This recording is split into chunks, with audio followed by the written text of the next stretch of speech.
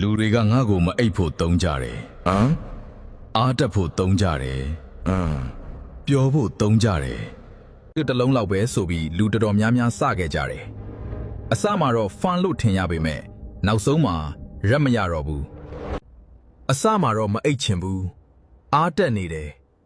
ကို strong ဖြစ်နေတယ်လို့ထင်မိသွားတတ်တယ်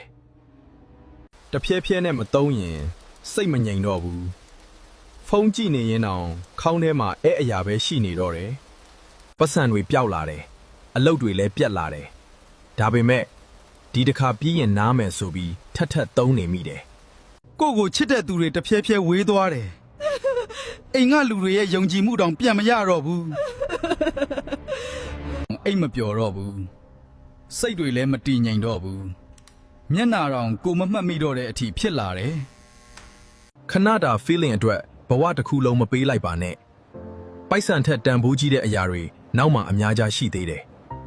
တခါတည်းပါဆိုတဲ့အရာတွေကတချို့လူတွေရဲ့ဘဝကိုအပြီးတိုင်ပြောင်းသွားစေနိုင်တယ်မင်းအနာဂတ်ကိုတော့ခဏတာ feeling နဲ့မလဲလိုက်ပါနဲ့ဒီဗီဒီယိုကဘ ഹു တုတရတယ်ဆိုရင် Fruity Talk ကို like and follow လုပ်ထားပေးပါဦး